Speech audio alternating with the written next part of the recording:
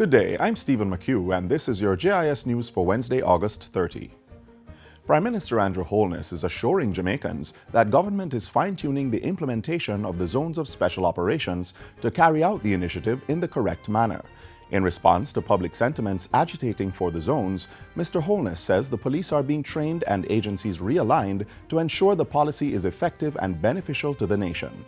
As part of that process, the Prime Minister met with Police Commissioner George Coelho and senior commanders of the Jamaica Constabulary Force on Monday for an intense session on expectations for the zones. Monday's talks at Jamaica House followed discussions with the Police Officer Corps last Wednesday. During the meeting at Jamaica House, the Prime Minister emphasized that planning was critical to the successful implementation of the zones of special operations. Mr. Holness said part of that planning and successful implementation was the power of search in recovering weapons.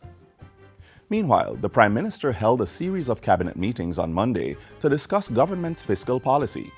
The meeting reviewed the progress of the current fiscal policy and examined targets.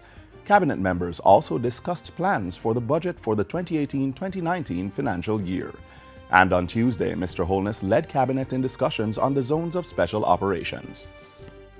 Education Minister Senator Reid says the second tranche of funding for public schools will be disbursed ahead of the September 4 start of the new academic year. The first tranche was paid to schools in June. Minister Reid says the third payment will be issued in December 2017, while schools will receive the fourth tranche in April 2018. He says government is committed to funding education as it offers the best opportunity for improved quality of life for Jamaicans. During this 2017-2018 new academic year, together we must focus on sustaining this positive momentum in student achievement.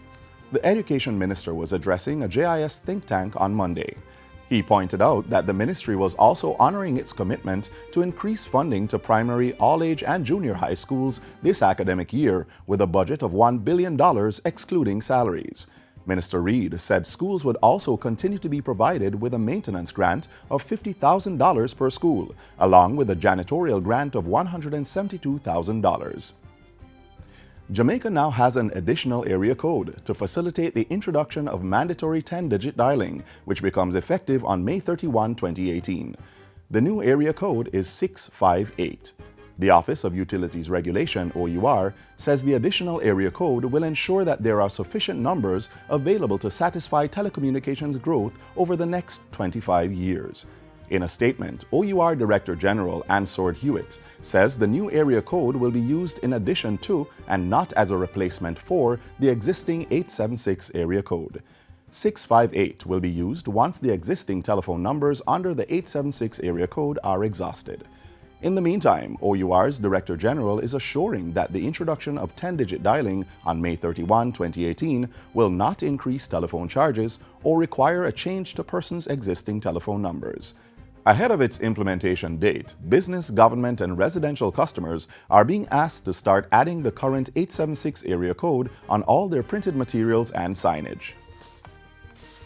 Come October, motorists who traverse the Marley Hill roadway in Old Harbour, St. Catherine will see an improvement in the road surface. A $22 million project started on August 24 and will involve drainage improvement, the installation of sidewalks, and the resurfacing of the road using asphaltic concrete. The project is being executed through the Road Maintenance Fund by one of the National Works Agency's Force account teams. During the roadworks, motorists are being advised to obey the posted warning signs and the instructions of flag persons. And finally, Prime Minister Andrew Holness is now on a one-day working visit in the Republic of Chile. Mr. Holness is expected to hold a series of bilateral talks with key interests in the South American country, among them Chilean President Michelle Bachelet and tourism, hotel, and business development groups. The Prime Minister is accompanied by the Foreign Affairs and Foreign Trade Minister, the Jamaican Ambassador to Chile, and Ambassador Nigel Clark. Mr. Holness returns to the island on Thursday. While he is away, Dr. Horace Chang is in charge of the government. And that's it for JIS News Today. I'm Stephen McHugh. Thanks for watching.